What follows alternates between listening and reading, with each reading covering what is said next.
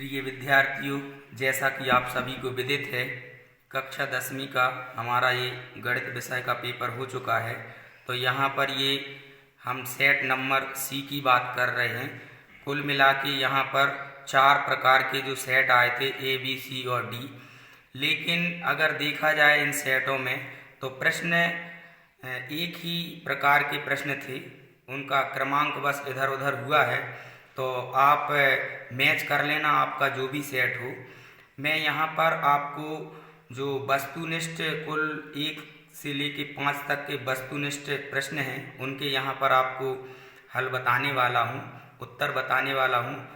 आपने जितने भी क्वेश्चन किए हैं तो यहाँ पर आप मैच कर सकते हैं, देख सकते हैं कि आपने कितने सही और कितने गलत किए हैं। तो आइए चलते हैं 2025 गणित कक्षा 10वीं का ये प्रश्न पत्र है और देखते हैं इसमें किस प्रकार के ऑब्जेक्ट और प्रश्न पूछे गए थे।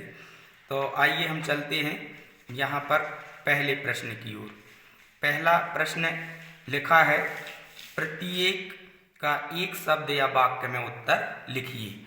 तो यहाँ पर बेटा क्वेश्चन पहला जो है, यहाँ पर हमें द्विघात समीकरण का मानक रूप लिखना था। तो यहाँ पर इस द्विघात मानक समीकरण का जो रूप होता है वो होता है हमारा ax² bx + c = में 0 जरूर लगाना है, क्योंकि ये यहाँ पर समीकरण दिया है, समीकरण के बराबर में 0 जरूर होता है, ठीक है ना। अब उसके बाद में लिखा है, 2 त्रिभुजों के समरूप होने की कोई एक शर्त लिखिए। तो हम लिख सकते थे कि ऐसे 2 त्रिभुज जिसकी संगत भुजाएं समानुपातिक होती हैं वो कैसे होते हैं, समरूप होते हैं, ठीक है ना। उसके बाद तीसरा क्वेश्चन है, मूल बिंदु 0, 0 से बिंदु x1, y1 की दूरी। ये आपका दूरी सूत्र लगा के इसका आंसर आपको निकालना था। तो इसका जो आंसर निकल के आएगा, x1 का स्क्वायर प्लस y1 का स्क्वायर और √, ये वाला आपका तीसरे का आंसर होगा, ठीक है ना। लिखा है चौथा, किसी खंबे की छाया तथा ऊंचाई समान होने पर सूर्य का उन्नयन कोण कितना होगा। तो यहाँ पर सूर्य का उन्नयन कोण 45° होगा बेटा, ठीक है, क्योंकि tan 45 का मान 1 होता है। तो यहाँ पर इसका सही आंसर आ जाएगा 45°। पांचवा क्वेश्चन है, कोण थीटा एवं r त्रिज्या वाले त्रिज्य खंड के संगत चाप की लंबाई का सूत्र लिखिए। तो ये जो होता है आपका θ/360 और इनटू में होता है 2πr, ठीक है ना। उसके बाद में छठवा है, वर्ग दिया गया है हमें 20 से 40 तक और इसका हमें वर्ग चिन्ह बताना है।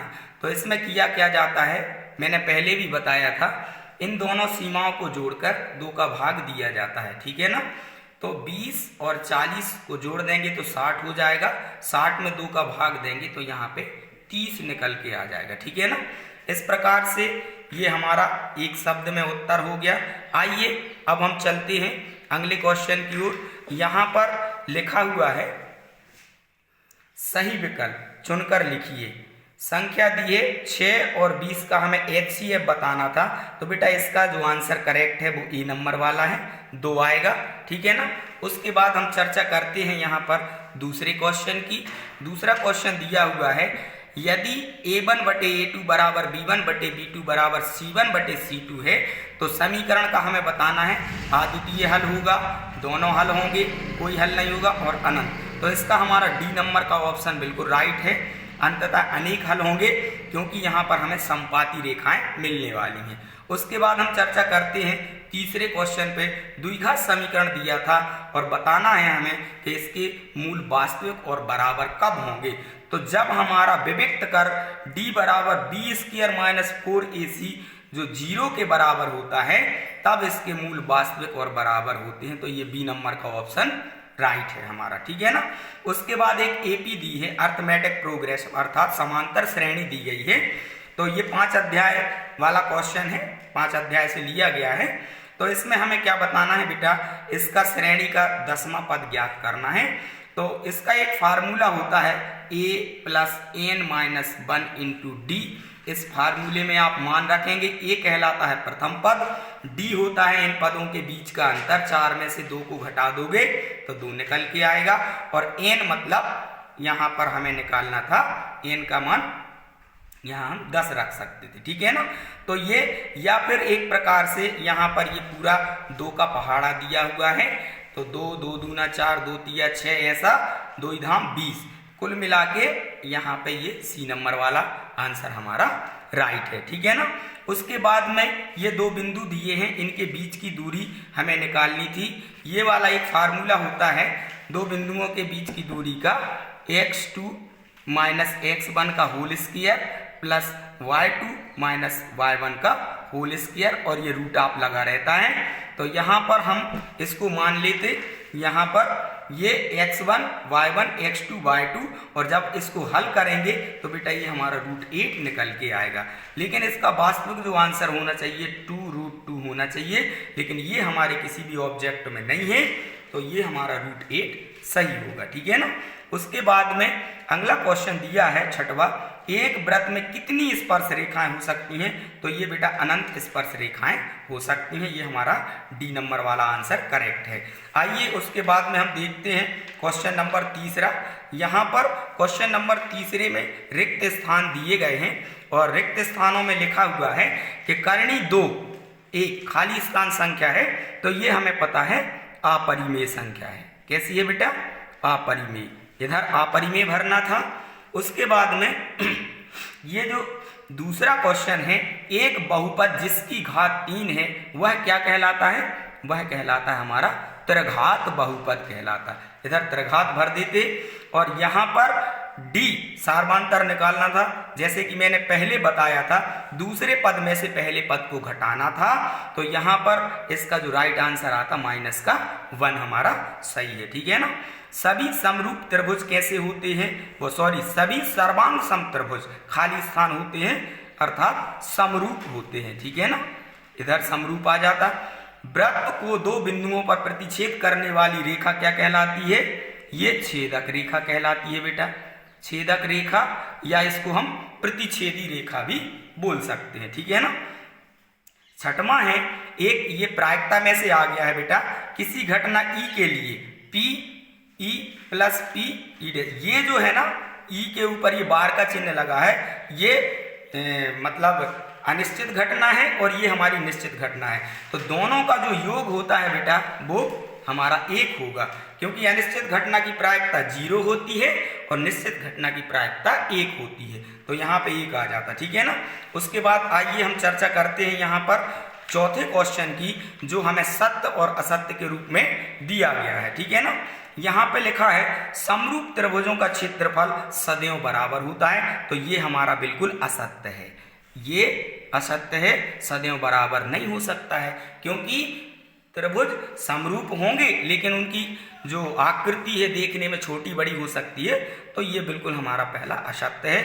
उसके बाद में इस दूसरा क्वेश्चन है 1 2 1 3 एक समांतर श्रेणी नहीं है, तो बेटा इसका अगर सर्वांतर एक सा आता है इन पदों के बीच का, दूसरे में से पहले घटाएंगे तो यहाँ पे 1 बचेगा, अब 1 में से 2 को घटाएंगे तो ऋण 1 बचेगा, तो इनके बीच का अंतर समान नहीं है, इसलिए ये समांतर श्रेणी नहीं है, ये हमारा बिल्कुल सत्य है, ठीक है ना।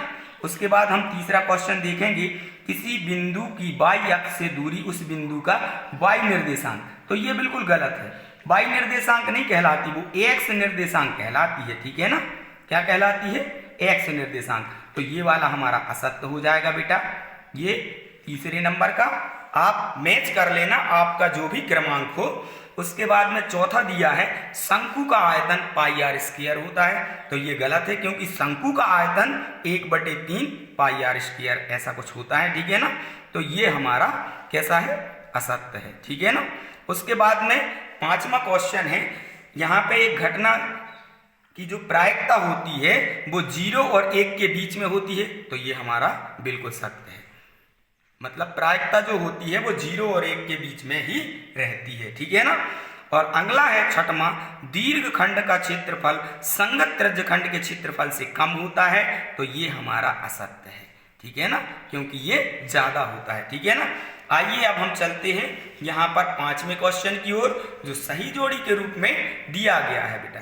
तो यहाँ पर जो पहला लिखा है 9 sec square a minus 9 10 square a, तो यहाँ पर हम 9 को बाहर जब निकालेंगे तो sec स्क्वायर माइनस 10 स्क्वायर जो होता है एक फार्मूला है, वो 1 के बराबर होता है, और 9 का 1 में मल्टीप्लाई कर देंगे तो ये आ जाएगा बेटा हमारा पहले का ये F नंबर वाला, पहले का F नंबर का 9 आंसर आएगा। ठीक है ना, अब cos 0 का जो मान होता है बेटा वो होता है 1। कितना होता है? 1। तो ये आ जाएगा हमारा ये दूसरे नंबर का। ठीक है ना, और sin 0 का मान होता है बेटा 0 होता है, तो ये वाला आ जाएगा हमारा ये A नंबर का। ठीक है ना, तीसरे का A नंबर, sin 0 का मान 0।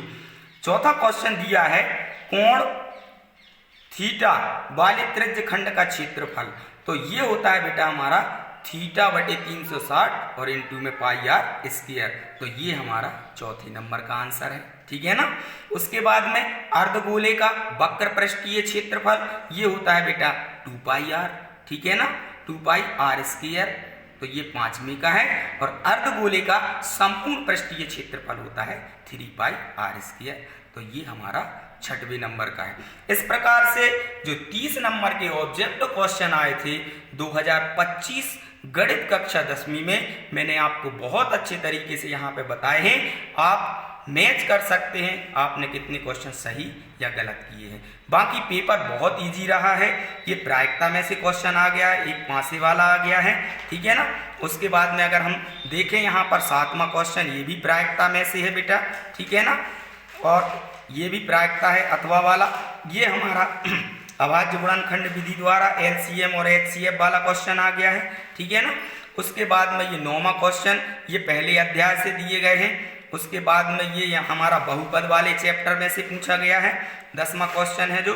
ठीक है ना, और उसके बाद में ये हमारा द्विघात समीकरण में से क्वेश्चन आ गए हैं ये। ठीक है ना, शून्यक निकालने थे हमें, और ये विलोपन विधि वाला क्वेश्चन आ गया है, इसको विलोपन या प्रतिस्थापन विधि से आप हल कर सकते थे।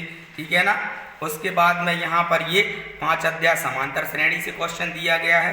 ठीक है ना, यहाँ पे ये आधारभूत अनुपातक प्रमेय जिसे हम थेल्स प्रमेय के नाम से जानते हैं उसका कथन लिखने को आ गया है। ठीक है ना, तो क्वेश्चन पेपर जो है ना बहुत ही